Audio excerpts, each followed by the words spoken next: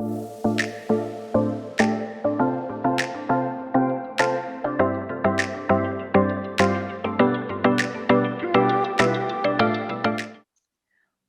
everyone, to Art Embraces Words. My name is Denise Nomura, and I'm the president of the La Miranda Arts Council. And we are thrilled to have you here today for our third virtual event. Thank you to the writers and the artists who are here today to share their stories and their inspiration for their work today. And we especially want to thank the Lafayette Community Foundation, who helped make today's event possible. First, a little bit about the La Miranda Arts Council. We are a nonprofit organization of volunteers whose mission is to ignite and sustain artistic expression and appreciation for all ages in the La Miranda community. Currently, we have 12 fantastic programs, and our creative board members have had to work hard to change our in-person, face-to-face events with virtual events. We have so many wonderful opportunities to offer the members of our community and to showcase their talents and to get involved with our organization. So please do check out our website at lamirandaarts.org for more information. Now I would imagine that all of you out there have been Zooming on a daily basis. And I'd also like to mention that, of course, because we're Zooming, there's always possible issues and glitches. We will do our best to run a smooth show today and roll with the glitches as they occur. We'd like to thank you for your patience on that. So thanks so much. So before we begin, I would like to direct the audience's attention to the Q&A, which is at the bottom of your screen. Please take a look at that Q&A button.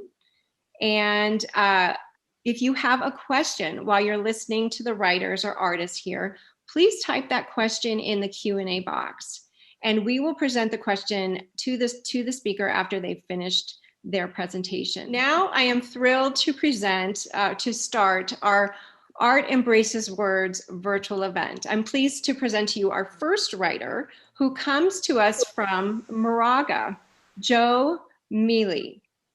Jo will read from her cozy travel mystery called Mystery in Monte Carlo. And Ms. Mele started writing after she retired from working at DVC and became her husband's caregiver. Writing has become a whole new career for her, and she's thrilled to have met a talented creative support group of writers. Hello, Jo. Hi. Would you like to tell us a little bit more? Yeah. Before I retired, I ran classes for Emeritus College for older adults. And I hired this person to teach a writing class. And one of my friends took it and told me how good she was. So I signed up. And we've become fast friends. And she became my mentor. And now 3 books later, I'm still going strong thanks to Camille. That's wonderful. Wow, fantastic. So I've tried to retire 3 times. I failed retirement. I retired as an art teacher. I retired as a park and rec director. I retired from Emeritus College. And now I guess I have to just keep writing. I think it's a wonderful career move. Wonderful. Okay, why don't you read for us today? I've written a series of travel mysteries. You go on tour with June Gordon, and she runs into a problem wherever she goes. She's probably the tour director you don't want to go with, but because she's always tripping over a dead body somewhere. So I'm going to read a little from Mystery in Monte Carlo, which is the second book in the series. I used to think the most important part of my job was to remember historical facts or how to exchange dollars for foreign currency, but I was wrong. The most important job for a tour director is to come back with the same number of people she had when the trip started. Hopefully the same ones she left with. That was my main job on this trip, to keep a head count and not lose anyone. I was on my way to Monte Carlo with one of my best friends, Nancy. She begged me to come along after her assistant backed out at the last minute. She was escorting a group of 40 travelers by herself. "What really happened to Margot?" I said. I fired her. Nancy said, I think she's having an affair with my husband. I'm sorry I didn't tell you sooner, June. Not many things leave me speechless, but this one took my breath away. We had been friends for 25 years. I couldn't imagine Joe and I without Nancy and Rick. We were a foursome. Are you sure? I said. Did Rick admit it? Of course not. He denied everything. Margot didn't deny anything when I confronted her. Nancy took a deep breath and looked me in the eye. She smiled, threw her keys on my desk, and pranced out of the office without saying a word. Why didn't you tell me last week when you asked me to help you with this trip? I was embarrassed, and I didn't want you to say no. I've been a mess, and I need your help. This TV station is my biggest account, and everything must go smoothly. I haven't slept much and can hardly think straight. I need your people skills to get me through. I reached out, held Nancy's hand, and squeezed it. I couldn't give her a reassuring hug while we were strapped in our seats waiting for takeoff. She dabbed at the tears which escaped her closed eyelids. I searched for a tissue and gave her my whole packet. We sat in silence for a long time as I mentally reviewed last week's phone call and searched for a missed clue. Nancy and I had been busy at work and were behind in our girlfriend time. Like most women, we had different conversations when our husbands weren't with us. We shared feelings. They didn't. I read a Stanford University study that concluded girlfriend talks create serotonin and help generate a feeling of well-being. God knows I could use some of that in my hectic life. The thought of not cooking or cleaning for 10 days and the bonus of someone else making my bed made me giddy with anticipation. A quiet week on the Riviera with a good friend had sounded great until Nancy dropped the other shoe. I couldn't picture Rick as a cheating husband, but what do I know for sure about anyone else's private life? True, he traveled a lot with his job at the airline and was away from home several days at a time. He certainly had opportunity, but Margot? I found that hard to believe. A ditzy 20-something blonde didn't seem like Rick's type. Excuse me. Nancy and I met 40 strangers at the Kansas City airport. I pinned on my name tag and wished everyone else had one. I guess corporate types didn't like wearing name tags while they vacation. I have my senior travelers wear red name tags, so I know immediately who belongs in my group. They don't even need to write their names on it. If they have a red tag in plain sight, they're with me. This cut down on me trying to encourage every gray-haired person onto my bus. Nancy and I walked up to a well-dressed couple, and she made the introductions. June Gordon, this is Norman Potter, the network chief. Hello, Mr. Potter, I said. It's a pleasure to meet you. Norman offered a warm hand and a firm handshake. His handsome face had a big, welcoming smile, and his smooth skin looked freshly shaven. And he smelled great. This is my wife, Sylvia, he said, turning to a young woman half his age. Pleased to meet you, Sylvia. Have you been to Monaco before? Sylvia extended a cold, trembling hand and offered a weak handshake. Nope, this is my first trip to Europe. Sylvia seemed extremely nervous. I wondered if she was afraid of flying. If so, she was in for a test by fire with this itinerary. Nancy had the unenviable job of getting everyone checked in and fending off complaints about overweight baggage charges. At least solving other people's problems would take her mind off her own. My job was to make sure everyone had their passports in hand and their company ID tags on their suitcases. At least they all had the same luggage tags. Nancy's huge red-orange oval tags were easy to spot on the carousel, in hotel lobbies, and at the lost luggage desk, if that became necessary. A young honeymoon couple joined our group check-in line, and assured me they had their passports. When I asked to see them, they replied in unison, "They're in our suitcases. We didn't think we needed them till we got there." Oh, the naivete of first-time travelers. Why is the inexperienced traveler the one least likely to read the material sent to them? Especially the page marked "Read before leaving," where it states allowable baggage weight and what not to pack in your suitcase. I pulled a couple out of line to search for the errant passports and urged the others from our group to move forward. Shari started apologizing for being a messy packer before she had the bag unzipped. I expected sexy lingerie for the honeymoon, but the leopard thong and the furry handcuffs were a big surprise. Shari's cheeks reddened as she hunkered over her bag to shield the contents. I turned away and tried to wipe the startled look off my face. She found the passports, quickly stuffed everything else in the bag, and got back in line. I was happy to have solved the first problem so quickly. After check-in, I had enough free time to start on my memory game. I linked people to cartoon images to help me remember them. As a tribute to Cousteau, I decided to use sea titles for this group. Being a cartoonist, a picture triggers my brain into remembering names and details. I started my list with the host, Neptune, Roman god of freshwater and the sea, accompanied by Cilicia, his consort, the goddess of seawater. I gave these names to the network executive, Norman Potter, and his beautiful and nervous young wife, Sylvia. Whales, the network's biggest sponsors. They were the 5 couples in this group, the biggest advertisers, the carpet king and his wife, the 2 McDonald's franchise owners, the chef and his restaurateur wife, and the newspaper publishers. Clownfish, dressed in bright, colorful outfits.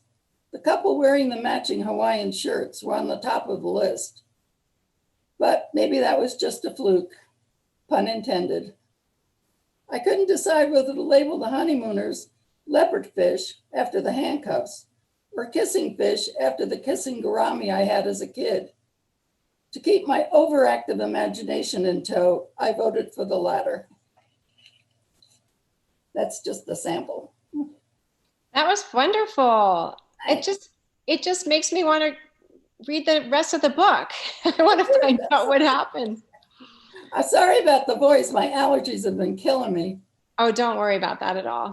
Don't worry. It's quite intriguing, your story, and it really makes me want to go out and read the rest. I know that you have other travel mysteries on Amazon. Yeah. You have one entitled Bullets in Bolivia and Homicide in Havana. That's Havana behind me there. Oh, okay. That's the visual. One cemetery where one of the murders was committed. Oh, exciting. Yeah. So in your stories, you have this travel guide, Youn Gordon, who you mentioned in your excerpt. Do you foresee then writing, keeping on writing more books with Youn Gordon? I was besides working for Emeritus College, I was a travel director for a while. And it's not like a travel agent. The tour director keeps the group together and tries not to lose anybody, basically. And so You're everybody's mom. You do first aid, you explain the history of something. And so I've been to a lot of countries, so I thought I'd use that as my stories. And you learn a lot about each country without knowing it. Oh, yeah. My favorite way to teach. That's wonderful. Yes, another way to teach. Yeah. So as you know, Art Embraces Words is really an idea exchange source for writers. So we'd love to know how you found your talented and supportive group of writers that you're involved with. How did you find them? Well, everybody in our group took that class at Emeritus College. Oh. And she taught it several times. But there are 12 of us now who meet on Zoom every Monday and share our writing. And it's been a godsend, and it's been really our way to get out of the house without going anywhere. Absolutely. And you get lots of good pointers and Right. food for thought on everything you write. And it's a very safe and Yeah, open it's group. always better to have somebody else to bounce off, because they'll say something like, what did that mean? Or I want to hear more about that. Absolutely. So our group apparently likes food because they always want more about the food. Right. Okay, good. All right. And one more question. I wanted to know, oh, first of all, I want to remind our viewers, if you have any questions, to please type them in the Q&A box below. Any questions for Joe? Where did you get the idea for your alliterative titles that, have that phonetic sound, like bullets in Bolivia?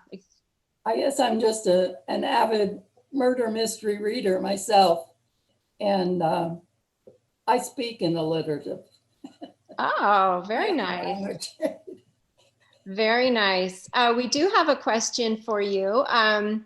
First of all, Nancy Hoffman, I just wanted to let you know, she said it's wonderfully engaging and very funny. So thank you, Joe. And from Camille Minicino, she asks, when will the next book be published? Well, I'm working on the proof copy of Bandits in Belgium. And I just made the last corrections so that it'll be out in a couple of weeks. Oh, exciting. Yeah. Okay, that is wonderful.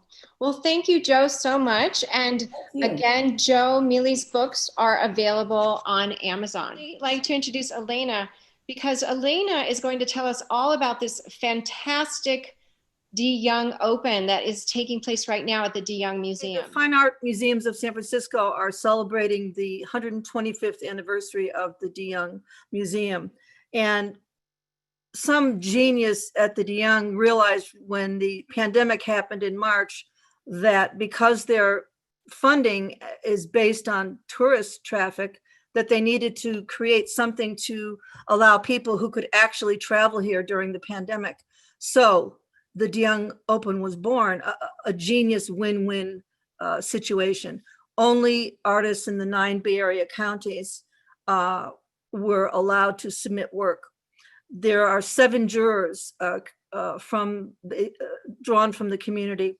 They reviewed 11,515 artworks, and those artworks were submitted by 6,188 artists from the 9 counties. They accepted 877 of those artworks from 762 visionary artists. Our 2 artists today, Christian Ehrhorn and Nancy Vachani's work, among other East Bay artists' work, was selected to be in the show. It runs until January 3rd, 2021.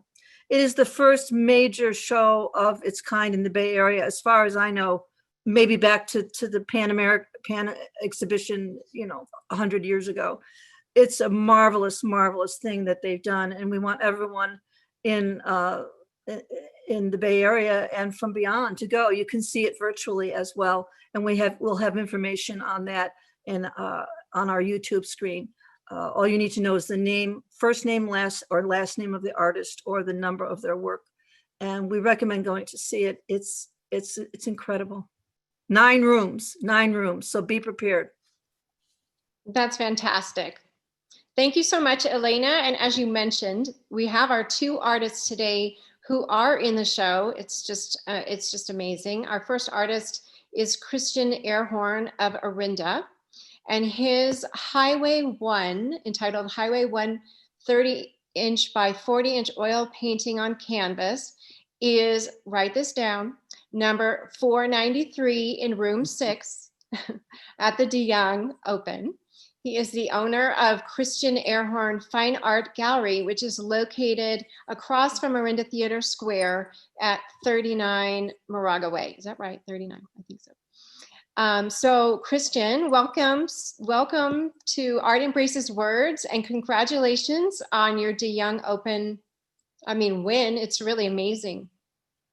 Thank you very much. I appreciate the opportunity to be participating in this today. I'm like Elana said, it's just it's a remarkable exhibit. I feel honored just to have been given the opportunity to display a painting there.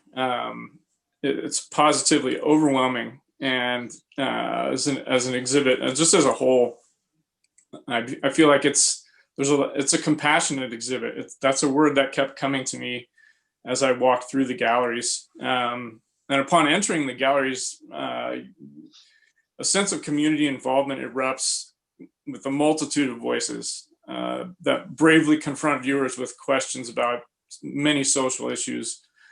And as you move through the galleries, the organization is such that they'll show figurative work, and then you'll see some surrealist work. And so they did a really good job combining 762 artists is a monumental task. How to curate that was it was overwhelming. But as you move through the galleries, the depths felt in each of the successive galleries really is contingent upon the individual who's walking through those exhibits. Feel attachment to or connection to. I was drawn to so many different things that normally I don't think I would be engaged in or with, and just the thoughtful curation of that entire exhibit, it guides viewers through this exploration, and as it's torch, it uses the sweet spirit that we share.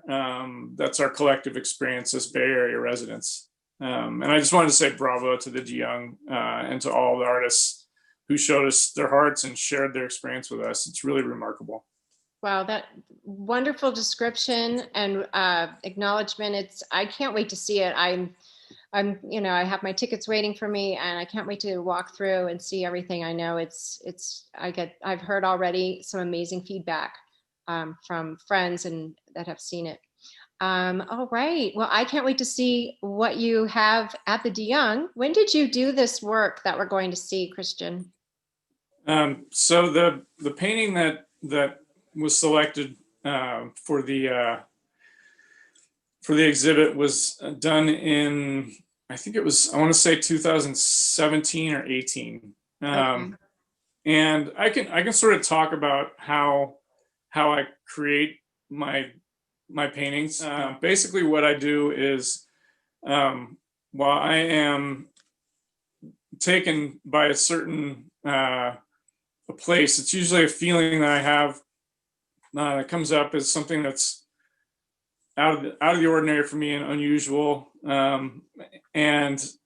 Basically what I do is, most of the places that I see, I'll take a different position and do what I call blind contour drawings. That's a technique that artists use they draw without looking at the page. So they'll look at their subject from a distance, and then you're not allowed to look at the page. So the image that comes up is just your mind, your brain and your eye telling your hand which direction to go on the page. And so you end up with these crude drawings of whatever you're looking at. But sometimes the essence of the place or whatever the subject is captured in this process. I use that process when I draw because it's like for me, I struggle with as I'm creating, judging my work, while I'm drawing something. So this technique takes that judgment away. It just removes it from the equation of looking at something and drawing it for what it's worth. I guess that's the best way I can explain it. And so I'll do several drawings in that style, in the blind contour style of a single place, taking different vantage points. And then I take all those drawings back to the studio, and I'll combine bits and pieces of the different drawings to form one drawing and one image. And so in a way, it's sort of a cubist approach where I'm looking at the same thing from all these different angles, but I'm using that blind contour drawing as the format. And so that's how these compositions come to be.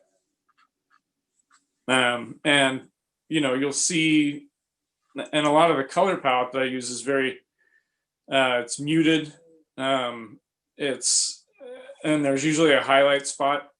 And so it's just the way that the paintings are tinted and toned as I'm creating them is sort of based on the haziness that we have where memory is put to the task while I'm creating the works, because I'm just going back with pencil drawings and to the studio, and then I have to fill in the blanks with this. So the muted tone comes from that sort of haze that I have of the haze of memory, I call it. It's sort of a layer that, and because my memory of the place and the feelings that were generated when I chose the location are also layered into the filter, and so I remember the feelings, and you try to recreate, and so that's how it sounds. I'm not sure if I was clear in that in describing the process. No, you totally were. You totally were. Yeah. Very clear. And I think we can see your first painting here. I'm hoping we can see it. Do you see it, Christian? I see it. It's up. And hopefully the audience can see it. This is the piece that is hanging in the de Young right now. And you can elaborate but we did have a question. What room is it in? And I believe I said it was in room 6, correct? Yes? That sounds right. Okay. So, so if you want to elaborate any more, this painting's gorgeous. 48 by 60 inches. I had the size perhaps wrong in my intro. Go ahead. No, that's correct. Okay. Yeah. So as you see, as you're viewing this painting, there's subtle elements to it. There's, I try to break up the forms and like some of the main characteristics that pop out in the drawings that I do, and then from memory, like I had this painting you see.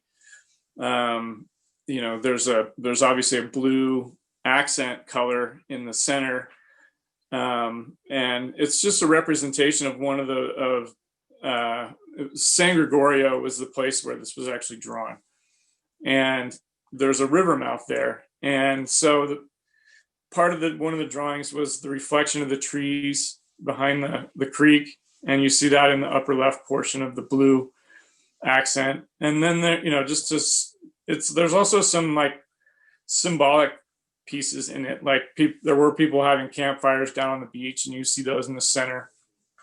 And then there's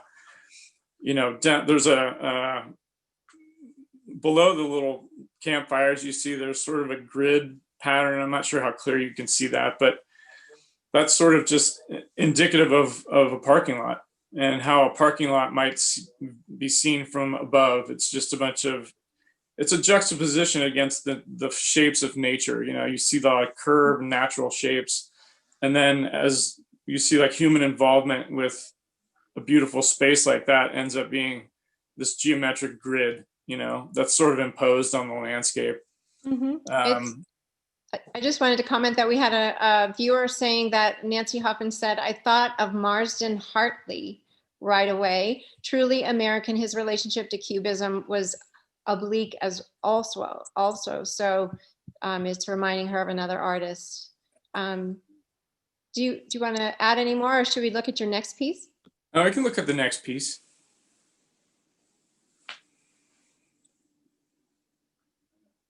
Beautiful. This one, go ahead.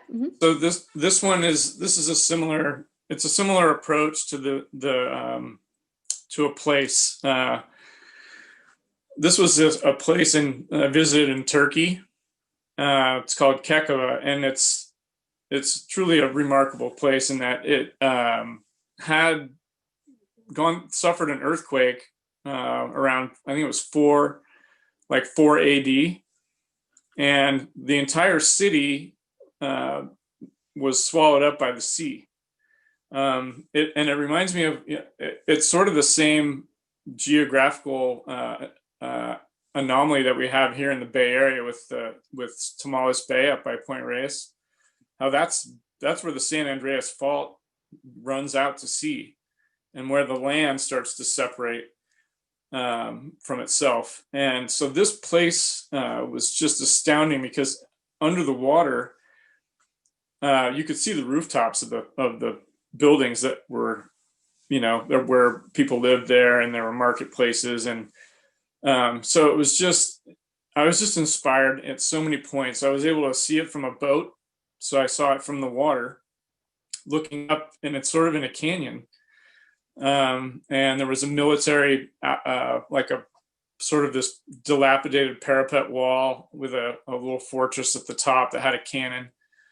And there's a dilapidated lighthouse out at the end of the point. And it was just a remarkable place, and inspired a lot of just nostalgia for me, because it was a day when I was traveling with my family, but it was a day when I sort of broke away and was able to go see this place on my own. And so I was doing a lot of meditation at that point in my life, and I still practice, but I was able to do that there and really sort of connect with that place and feel just at total ease and peace. And so that's why this place is something, a subject that I chose. Yes, it looks very meditative. And yeah, the visual is clear. Okay, so this is an approach this is more of like an allegorical piece about just dealing with anxiety as a feeling. I know it's something that everyone can relate to. And sometimes, and I struggle with it from time to time. And in order to move through it and actually get past it, I have to, part of the practice that I've just developed is accepting it and being with it. And this piece was created during one of those periods when I was dealing with some acute feelings. And so in order to get out of my mind, to get out of the headspace I was in, I go down into the body and ended up painting this piece. And, it was done over, it's quick. It was like maybe 2.5 hours. And this is just an outpouring of during just a period of intense feeling and really accepting it and exploring it. The colors are kind of drab and a little heavy, but I knew that it was going to pass and I was going to get through it. And so the light is what drives forward, and it ends up being sort of like an end result. And when you look at it now, how do you feel? Like, what do you think about when you look at it now? I respect it. I respect those feelings that are sometimes uncomfortable, because they drive us forward in our spiritual development. It's like you can't have good without the bad sort of idea. And so, on the other, I also have paintings of joy, and other paintings of contentment, and they're sort of like just like I said, they're sort of allegorical in looking at an emotional or state of being. So wonderful. That's Thank you. wonderful. I would like to ask you, how has your experience being in the DeYoung Open now changed your attitude about your own work? Let's think about that. That's a good question. I like that one. I think, well, for me, going back to just being really open to others.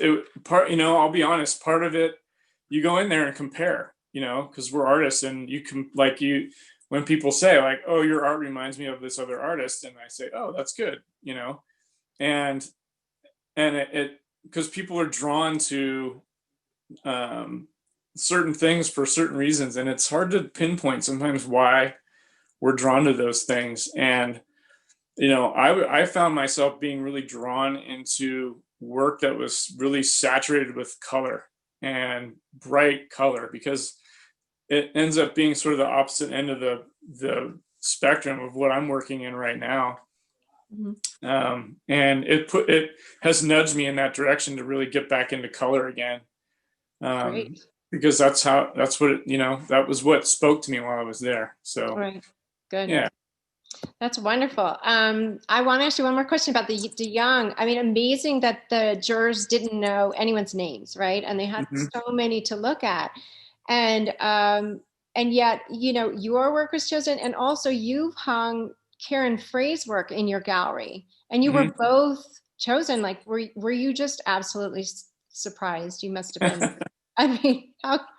Oh yeah, it was funny because we were in touch about it, because we had talked about submitting, and we both said, oh, there's no way I'm going to get my work in there, I know, it's crazy. Yeah, and then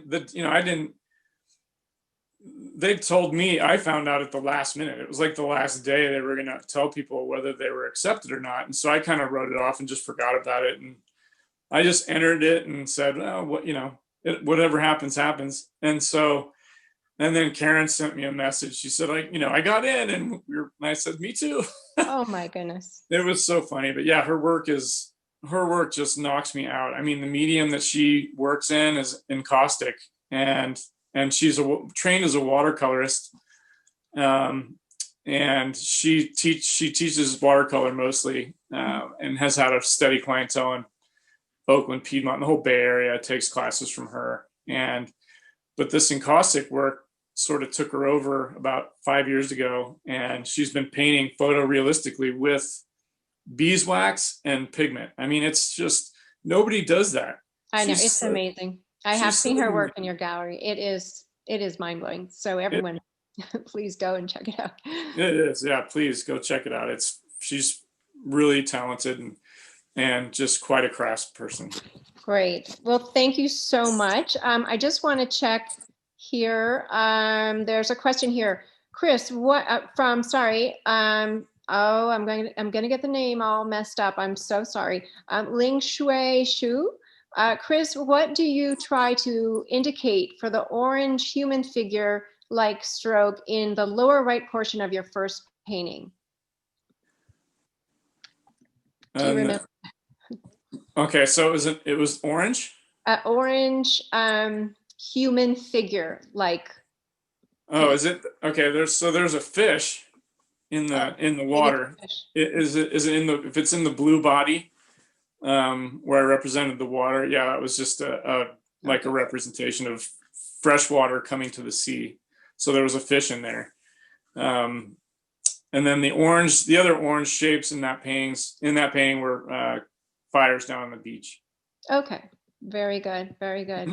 All right, so thank you so much for being here, Christian. And I want to remind everyone that you can visit Christian Ehrhorn's Fine Art Gallery, I believe it's called, across from Orinda Theater Square, 39 Moraga Way. And you can also see more of his work online at ChristianEhrhornFineArt.com. And that's, his last name is spelled EHRHORN, fineart.com, ChristianEhrhornFineArt.com. And I'd also like to mention that all of the work, unless I'm wrong, please correct me, is available for sale. You may contact the artist, or you can contact us at Loma Linda Arts Council. We can put you in touch, no problem. Okay, and next up, we have writer and illustrator, Jane Youn of Moraga. Jane will read from her work in progress illustrated memoir of Ji Youn's Korea. Ms. Youn will present on screen her illustrated memoir, which incorporates some simple animation with images and words. Denise and Natalie and Elaine for your hard work in putting together this wonderful program. As you can see behind me, I made a virtual background of my website where my story is. And my memoir is actually only about 2.5 months worth of my life. It's a story about a trip I took to visit my grandparents in Korea when I was 11 years old.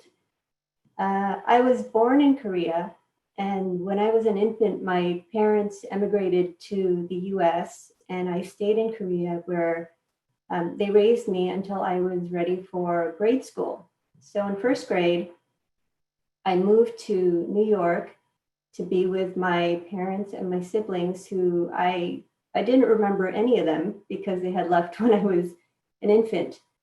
And my grandparents returned to Korea. So you can imagine it was a hard time for me because everything I knew was different. And I was all alone in a country where I didn't even speak the language. My siblings didn't really communicate with me very well either because they didn't know Korean and I didn't know English. So this trip back to Korea, when 5 years later, when I'm 11, was kind of like a homecoming. And it really stuck in my head. And I didn't know when I would see my grandparents again or my house again.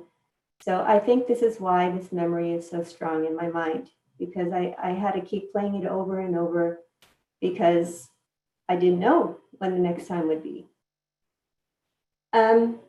So I've actually been thinking about how to write this book or draw this book for maybe 30 years. And I'm not a writer. I am more of a visual artist. And to me, I'm kind of old school. I like to work in paper, paints, that kind of thing where you can actually, it's very tactile. You could touch it, you could work it.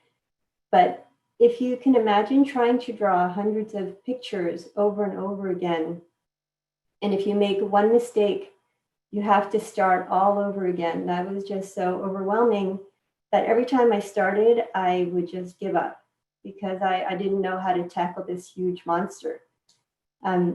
So I tried to think of different ways I can tell the story. Was this a children's book?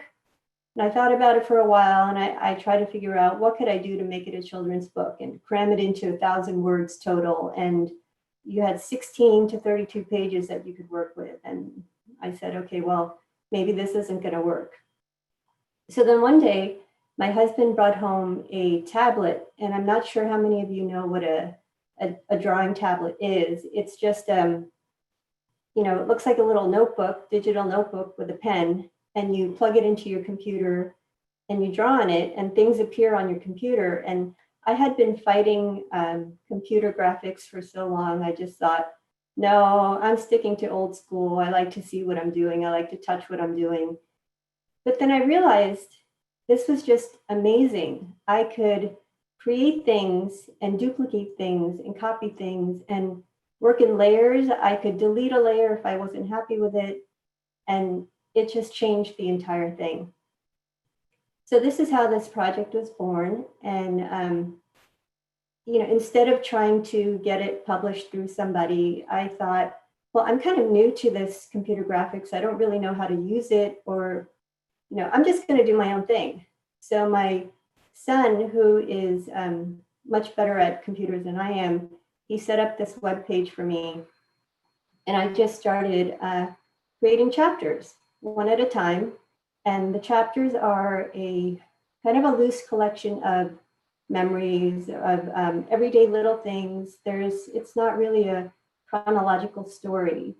And I feel like, especially in cross-cultural environments, the things that matter the most are the little things. Like, for instance, in the States, if you are calling someone, you're saying, hey, come here. You might do this sort of palm up motion, or even a finger like, come here. Whereas in Korea, that is considered really rude, and you would do a palm down sort of gesture. And you can't really express that in words. I think you have to see it. And even if it's a still picture, you kind of lose something. So I started playing with very, very simple animation. And so as the chapters go along, I kind of try to do something that I'm curious about. And I find that sometimes it works, sometimes it doesn't. So my chapters are not, totally professional and perfect. They're just kind of things that I've played with. I thought I would read to you the first chapter. It's Let me see if I can do the share screen. Fingers crossed. Okay, 1 second.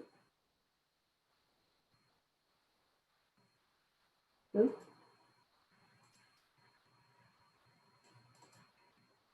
Okay. Can everyone see this? Yes, I do see that. Okay, so this is a website, and if you scroll down, the chapters are here.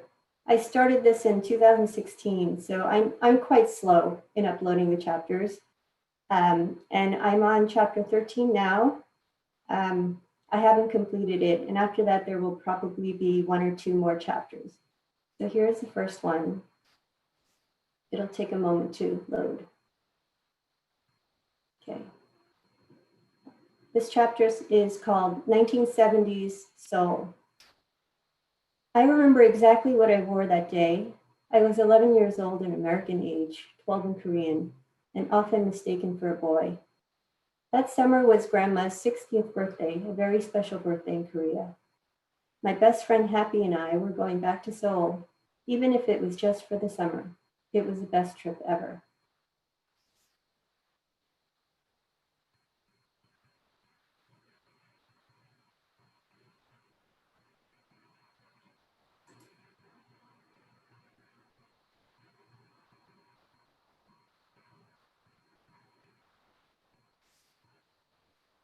Welcome to Seoul. Would they recognize me? Would I recognize them?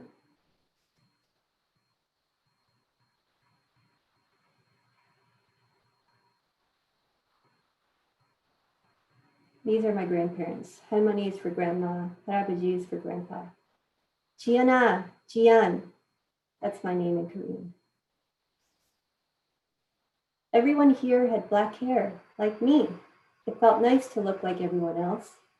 I wondered if the red-haired man felt as different here as I did in America. And I felt glad for once to be Asian. In New York, I was different and not in a good way. People asked if I was Chinese or Japanese, as if these were the only choices. They called me names and made slanty-eyed faces.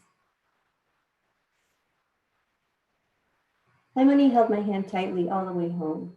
She smelled wonderful, like fancy face cream, like menthol and fancy face cream.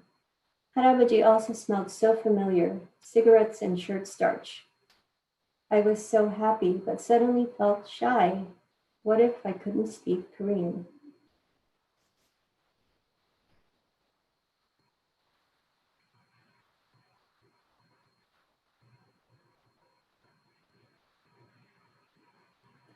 It was early morning and the roads were empty.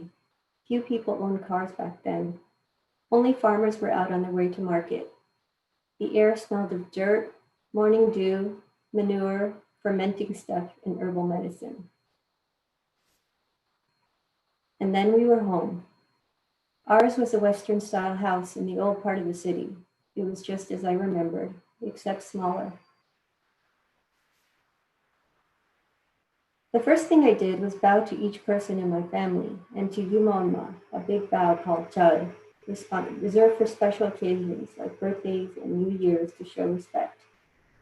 This is my great-grandmother, Nohanmoni, and this is my nanny, Yumonma. Yumonma didn't feel she should receive a bow because she wasn't direct family, but everyone insisted until she sat down. She wouldn't use a cushion though.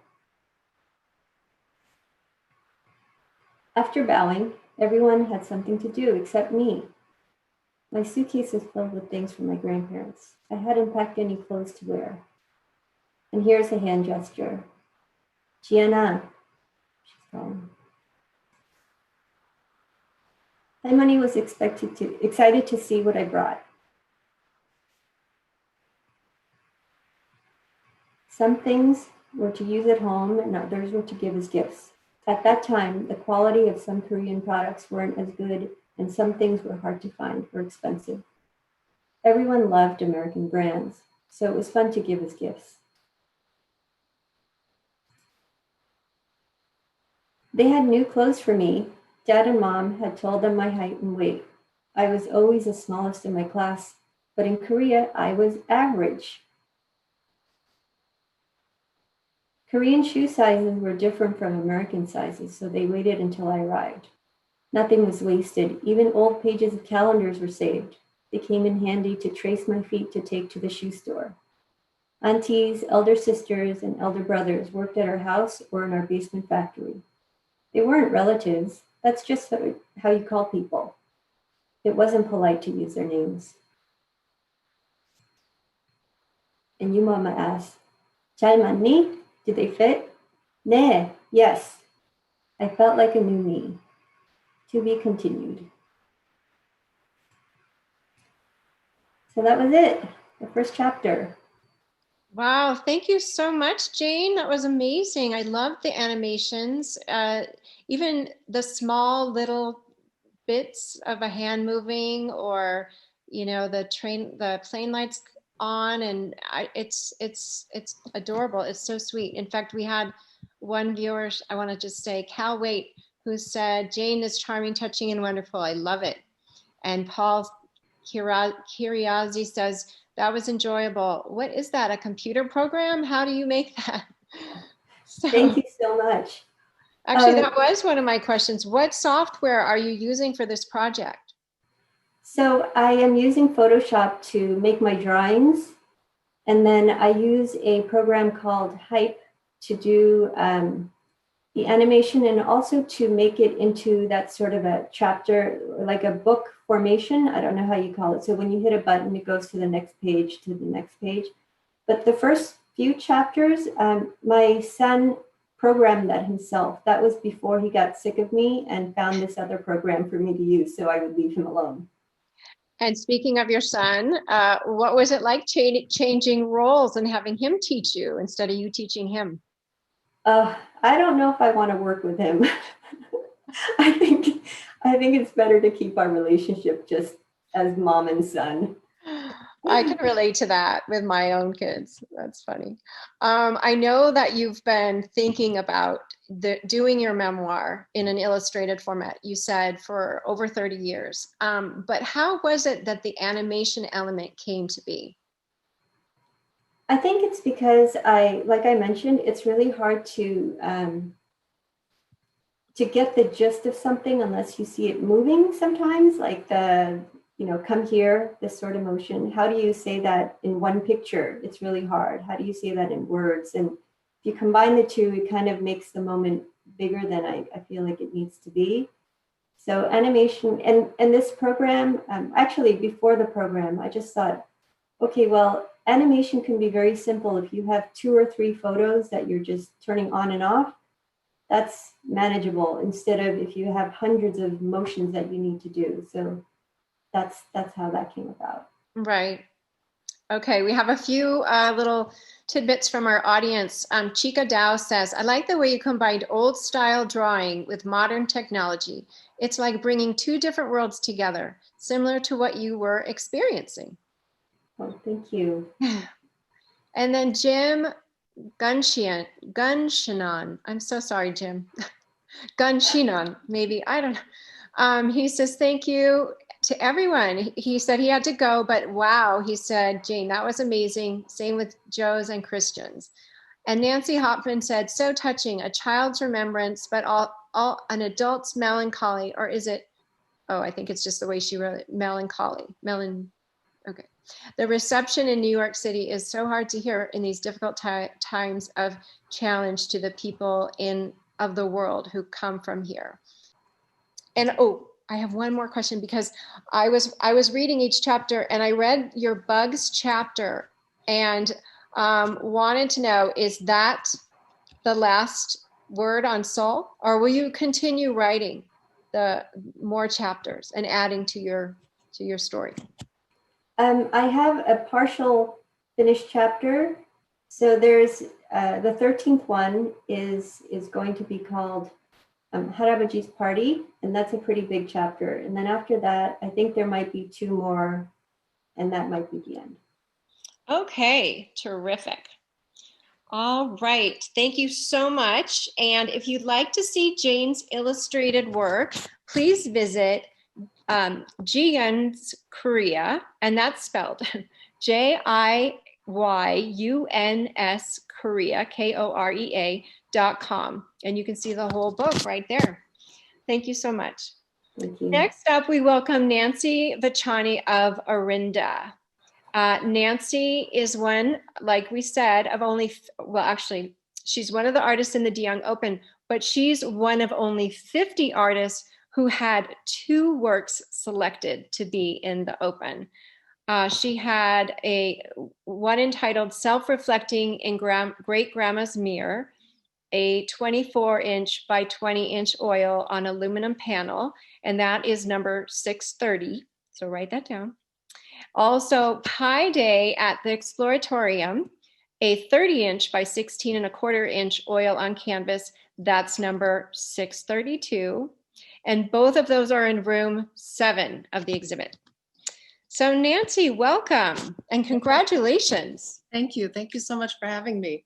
You know, this your theme of, you know, art embraces words, words embrace art reminds me of an actual event one time where I entered an exhibition, and poets, local poets, were invited to that exhibition to write a poem on any work that moved them. And I was absolutely amazed because that painting was about a young girl in Pakistan inspired by Malala. It was just made up, but about girls' struggles in that part of the world to receive their education. So I was very pleased with that. But that kind of brings me to the kind of painter I am, is more in the genre of contemporary realism. And I would have to add narrative realism, because I've always been intrigued with stories. They could be having to do with past, present, possibly even future, but that's where I derive my inspiration from. And I think that probably has come from, over the years, many trips to the museum, because historically, many of the paintings you'll see in the museum are definitely narrative, even the still lifes. And but then we did reach a phase of more abstract expressionism, which had a more direct emotion with the viewer. But for me, I personally, my work expresses more a story that a viewer can look at and kind of immediately understand, although a title will often help them orient the viewer. So I think that's kind of my background, that I really do enjoy doing that genre of painting. Even a still life, you say, how can you enter a narrative in that? But for example, when the pandemic began and everybody trying to wrap their minds around that, I pulled out a skull. It's an art skull, not real human skull, and put a mask on it. And I painted that as a still life.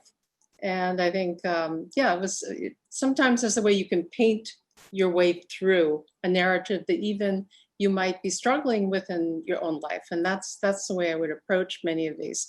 I've done, in the beginning, I was doing a lot of commissioned portraits. And that is where I'm pleasing the person who has commissioned me to do the portrait.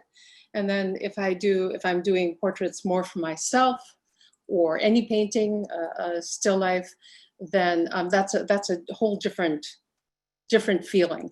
But I've been pleased that some people were thrilled with their commissioned portraits. One mother wanted both her daughters at age 21 painted to remember. And that was a good experience. I've done a Holocaust survivor who is turning 100 this year. So these, I think just looking at a human face and trying to project their life story is, it's both challenging, but I really enjoy that. I enjoy that process. Let's see, I think, I was gonna say, I think what has really brought portrait painting or any kind of narrative painting back into the foreground in the art world probably has a lot to do with social media. People are doing selfies all over the place. There's more, quote, FaceTime. And so I think we're getting back to that, who we are in this new digital world.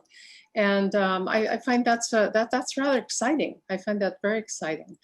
And I think the De Young again, a brilliant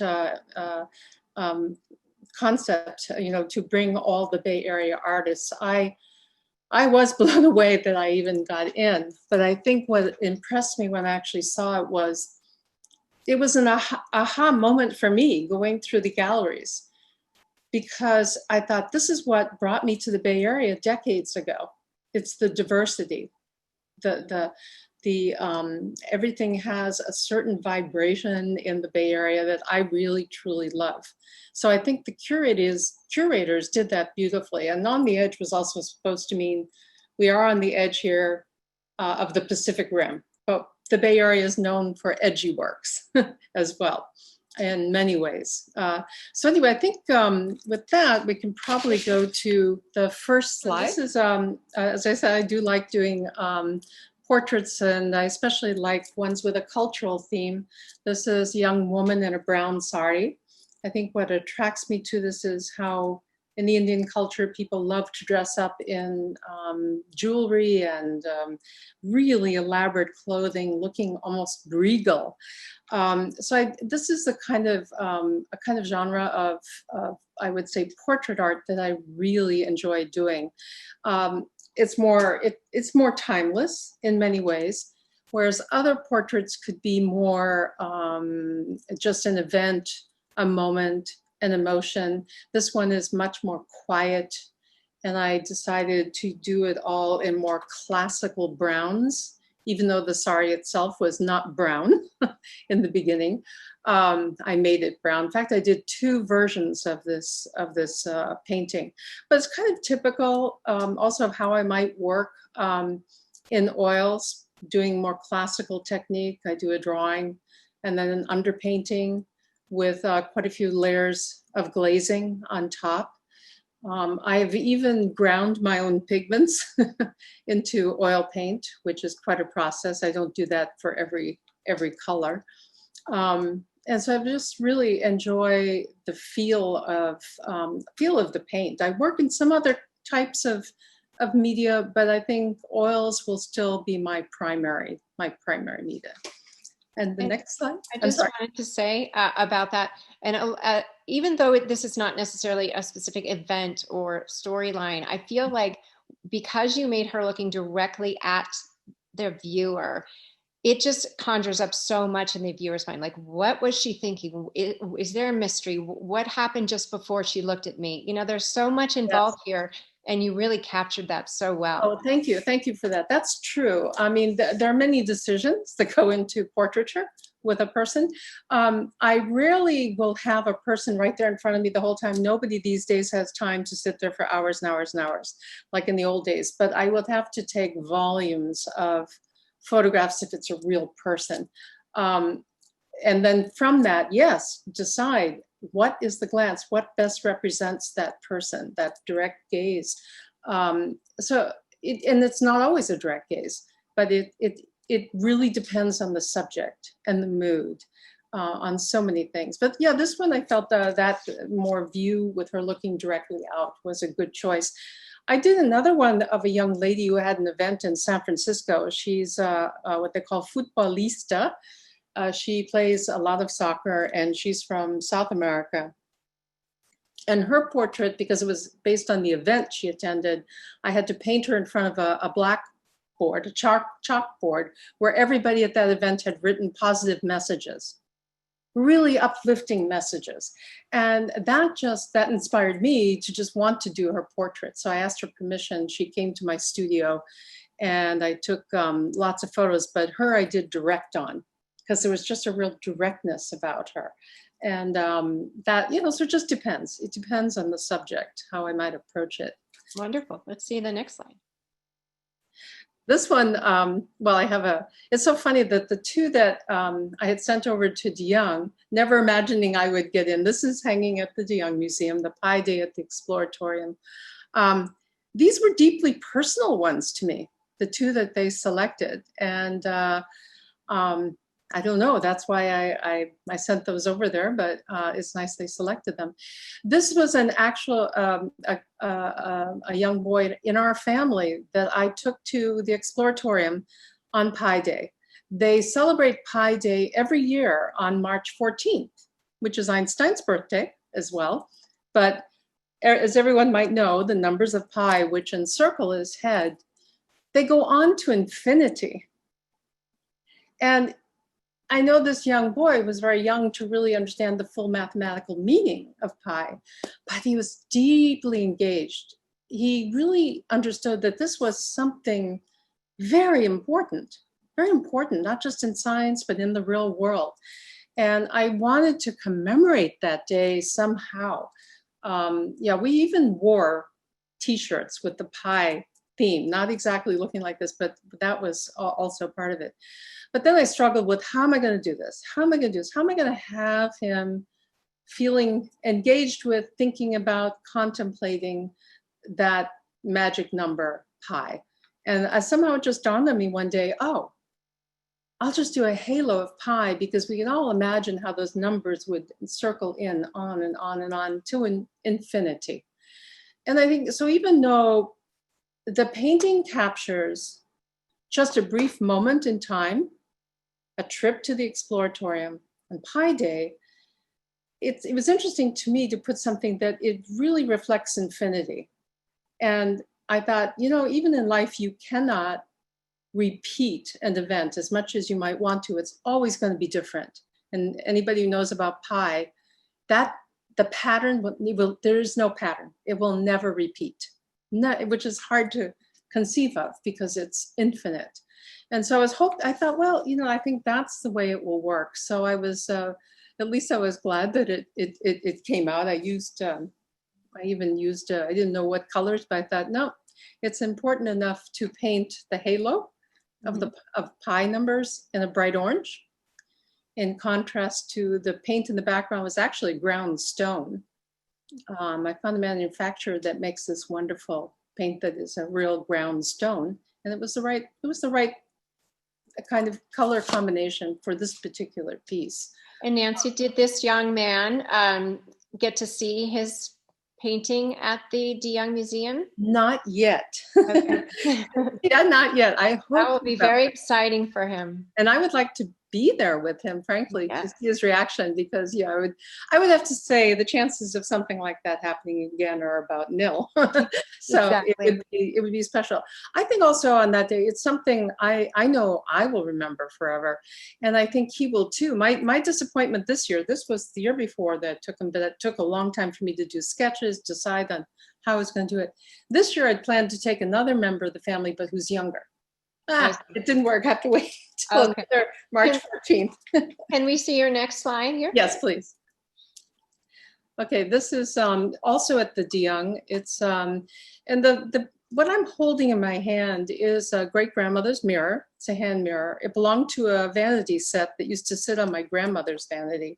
So I actually played with it as a child. So it had a lot of memories and emotions attached to it. And then I was going to do a still life with the vanity set, and I thought, no, that just doesn't convey what I wanted to. So one day I thought, nope, I'm going to do a self-portrait holding this mirror up, because I know that there had to be many, many times that both my grandmother and great-grandmother looked at their own self-reflection in that mirror. In fact, they both lived through the 1918 pandemic. And that's what dawned on me, that I wonder, what thoughts went through their head when they were looking at their reflections in that mirror? Maybe they were similar to my own. It's very possible. This was a hard one to paint. I think just the technique of the getting that silver mirror, this photo unfortunately doesn't show all the detail, but yeah, I found that one kind of challenging, but I like challenges. I like to try to rise to the occasion. The mirror is just truly amazing. The detail is wonderful. I have a question from Elana about this specific one. How clever of you to paint self-reflecting in great-grandma's mirror on an aluminum panel. It allows her mirror to retain its silvery luster. Like Magritte's apple, the mirror hides who is behind it. Your portrait begs three questions. Is it a portrait of the mirror? Is it a portrait of who's behind the mirror? Or is the mirror a metaphor? That's a beautiful question. I love that. It is really all three. And maybe that's why I finally decided to put this mirror in this kind of position. Yeah, that's true. It is. It exists on those three levels. I have to say, it was hard for me to. I didn't stand there with a brush and hold this thing. I had to do many selfies, and believe me, it was that I had to make it up as I went along, because it's a very difficult position to kind of hold.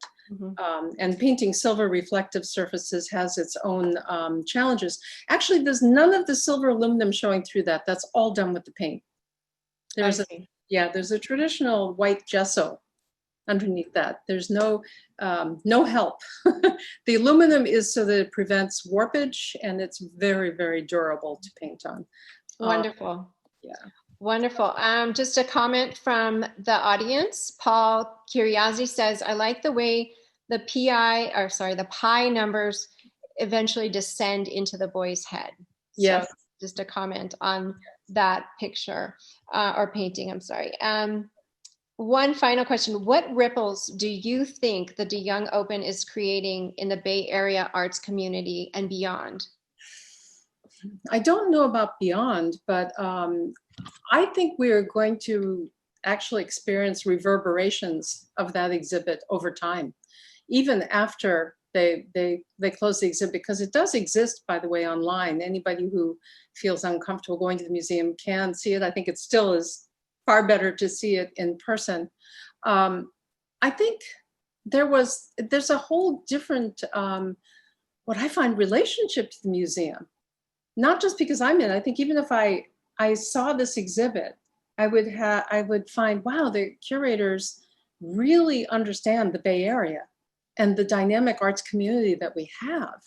And that's forever embedded in my head. And I think anybody who views it will be.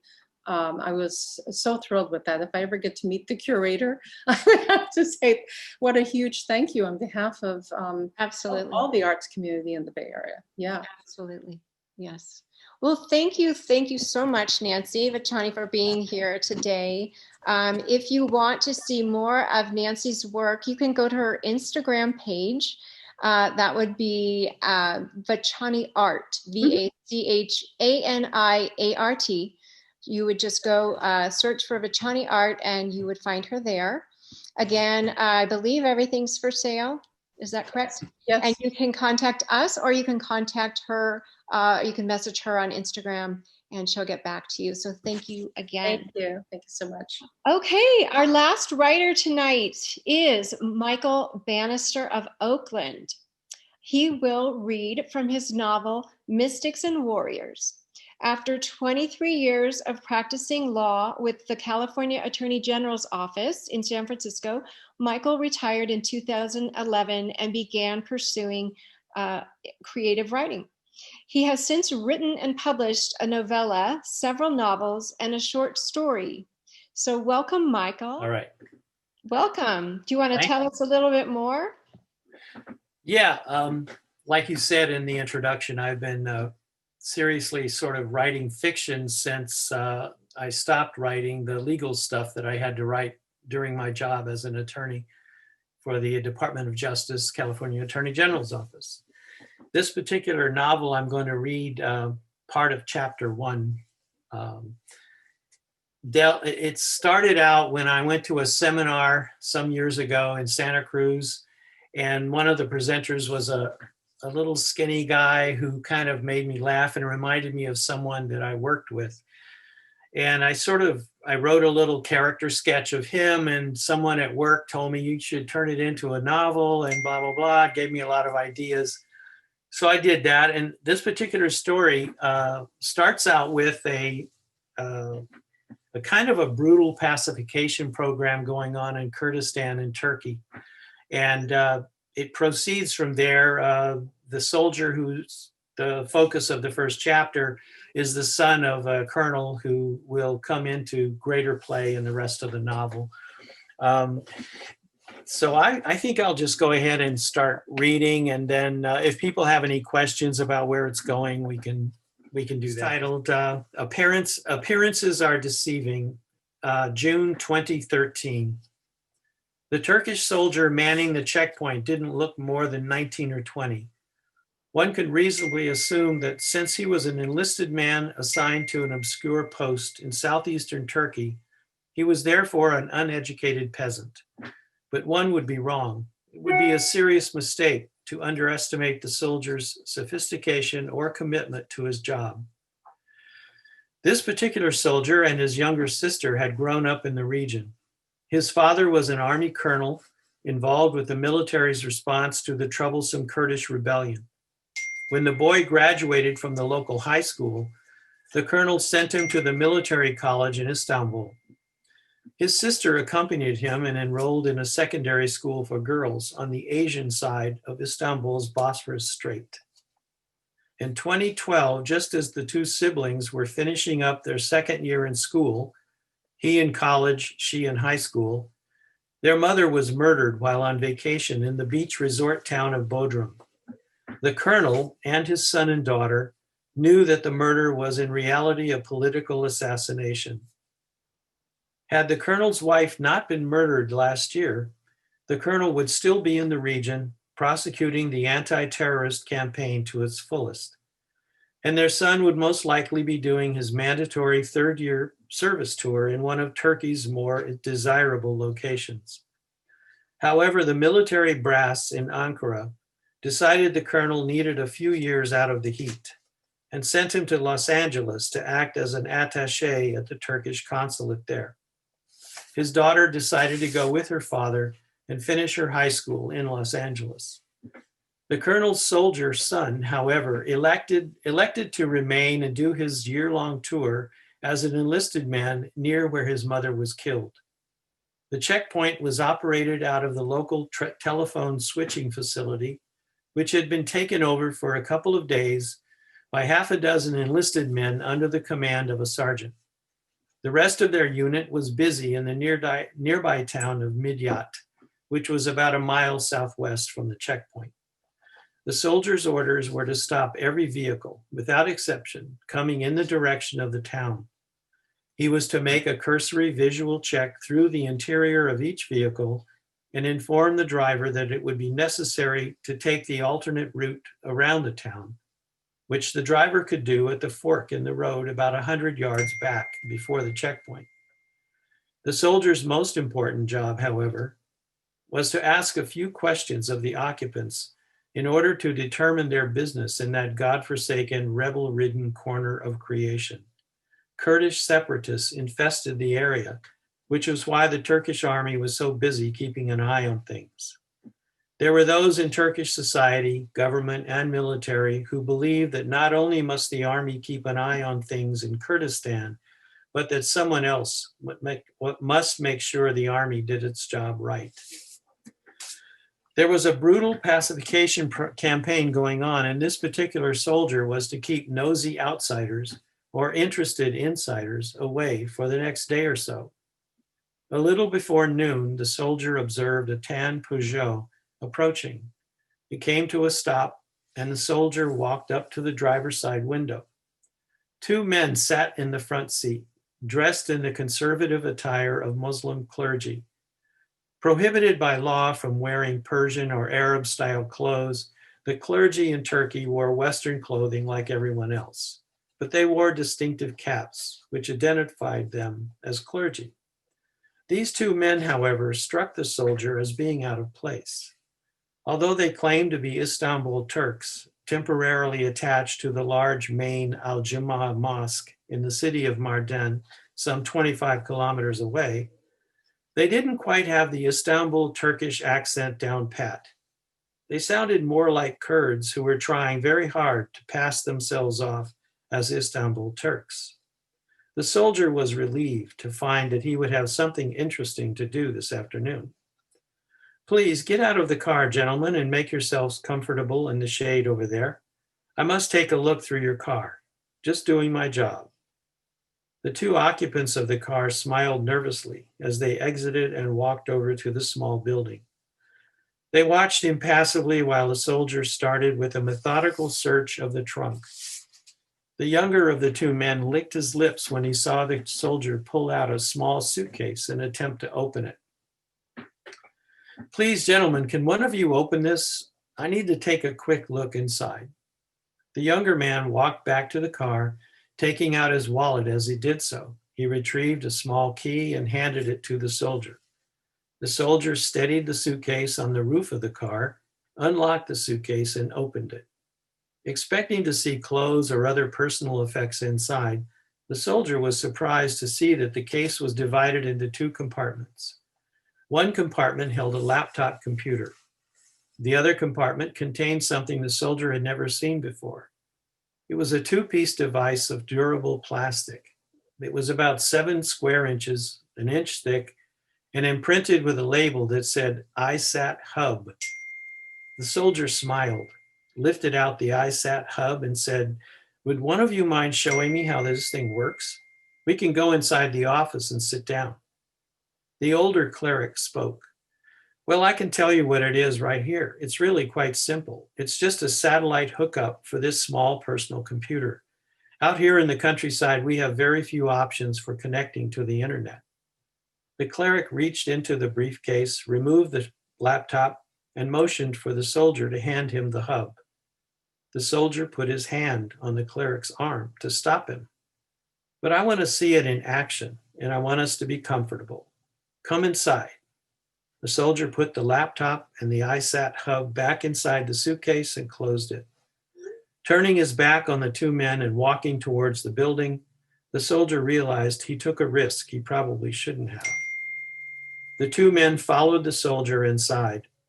They all sat around a small cafe-type table, and the soldier told the younger man to take the two items out of the suitcase and turn them on. After turning on the laptop, the younger man took hold of the ISAT hub and rotated part of it upward, explaining that it was an antenna. When the laptop came to life, it quickly went through a few seconds of diagnostic checks, and the flat screen showed the familiar Windows desktop. The soldier spent half a minute or so in silence examining the icons on the screen. "What other software and applications does it have?" It had been almost 6 months since the soldier had had his hands on a computer of any kind, let alone so high-tech as this little baby. "Just these, the usual suite of applications like word processor, spreadsheet, database. My brother-in-law in Ankara has a laptop," the soldier said. "Nothing as fancy as this. What does Al Juma Mosque need a laptop with a satellite transceiver for? Or is this your personal computer?" "No, this belongs to the congregation. We're both assistants to the head imam. We use the laptop for a variety of tasks. On this particular trip, business trip to Midyat, we have a series of meetings lined up and we'll be using the word processor and spreadsheet program to take notes and produce reports and the like." Even to an unsophisticated soldier of solid Anatolian peasant stock, that story would not have passed muster. Anyone who was acquainted with mosques and clerics would be aware that religion in Turkey inhabited a world of decrepit old buildings and poverty-stricken staff wearing threadbare suits. Turkey had taken a very clever tack back in the 1920s when it nationalized the mosques and put the clergy, their salaries, and their budgets under government control. Holding the purse strings was a very good way to weaken opposition. So I'm going to stop there. Basically, the story goes on. It doesn't end well for the two clerics, as you might expect. From there, the story kind of progresses to a different group of characters, and eventually we get back to this soldier's father, who plays a very key role in this story. The title is Mystics and Warriors. The warrior refers to the colonel, who's the father of that soldier. And the mystic is the man we will be introduced to later in the story.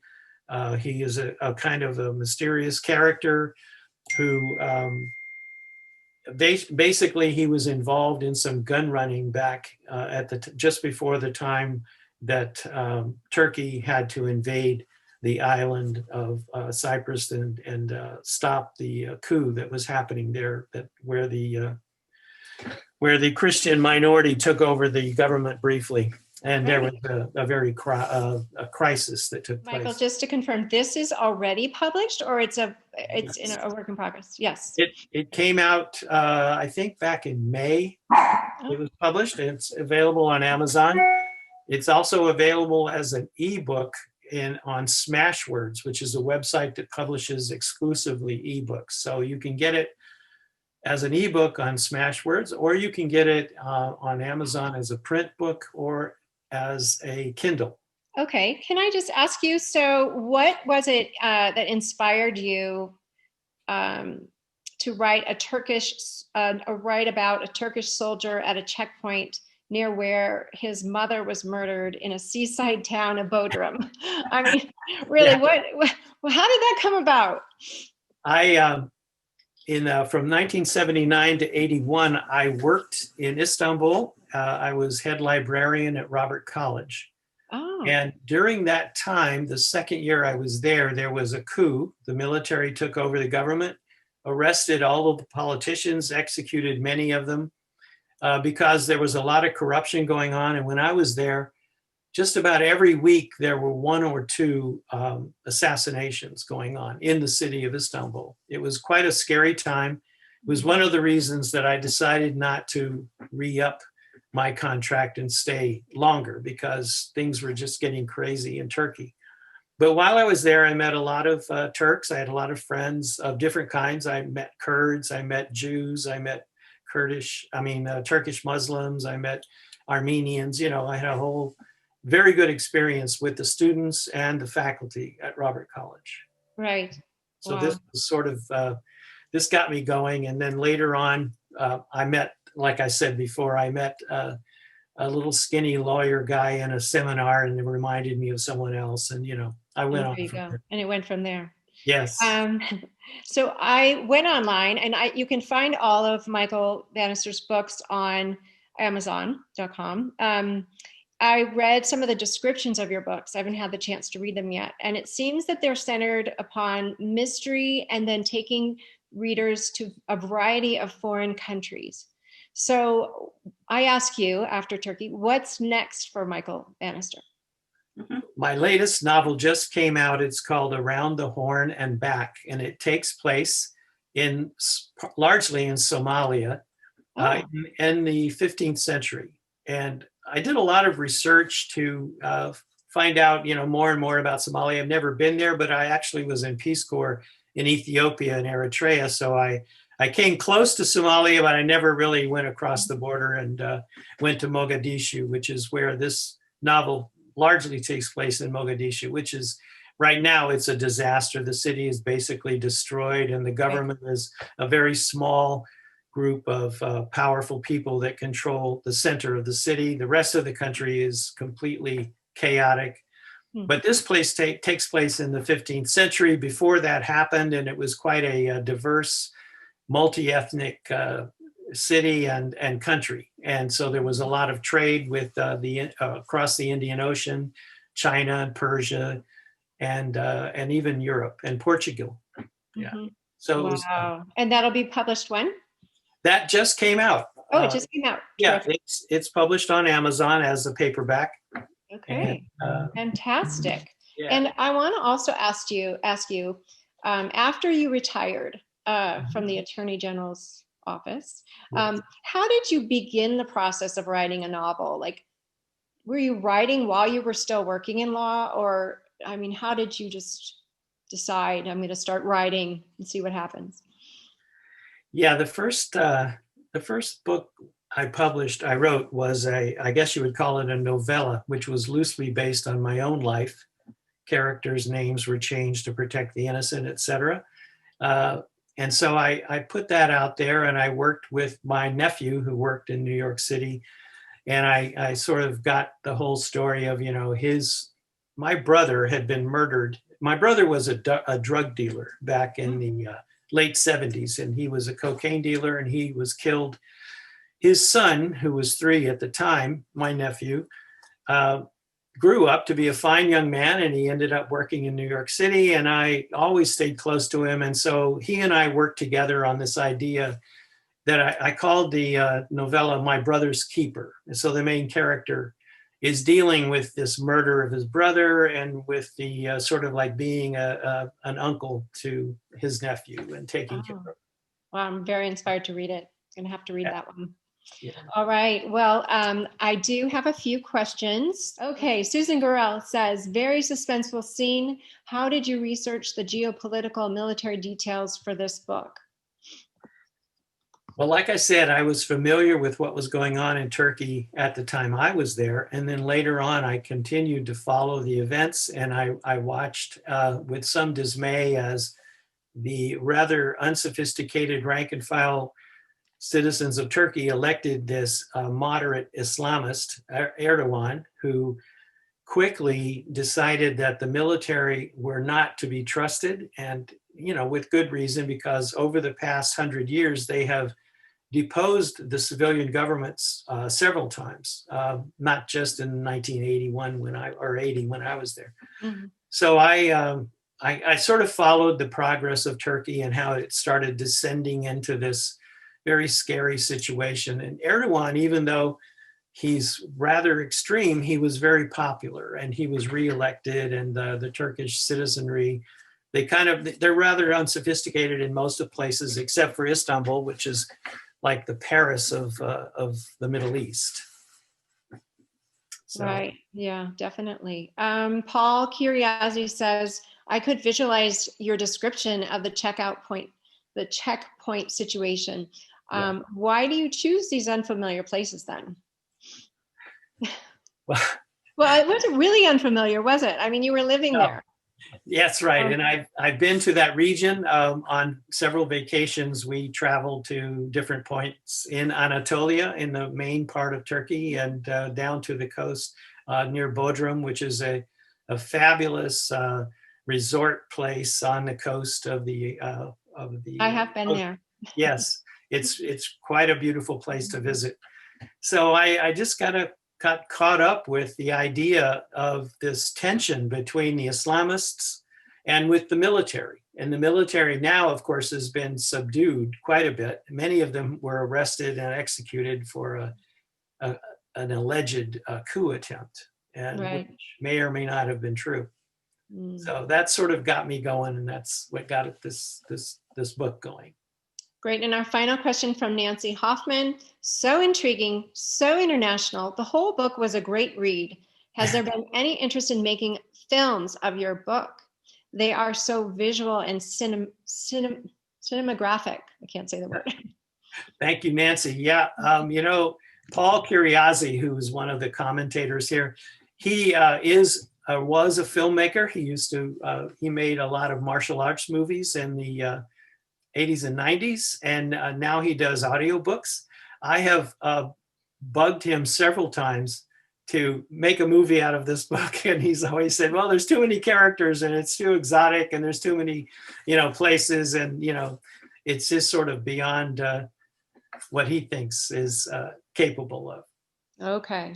All right. Well, thank you so much for being here today, Michael Banister. And please go to Amazon.com and check out Michael Banister's books. This concludes our show. If you would like more information about any of our writers and artists, please reach out and let us know. You can reach out at lamarindaarts.org. If you have any comments, feedback, we'd love to hear it. This event will be posted if you missed any part of the program. So go to our website and you will find it there in the next week or so. I do want to mention that Art Embraces Words will be coming at you again in November, on November 15th.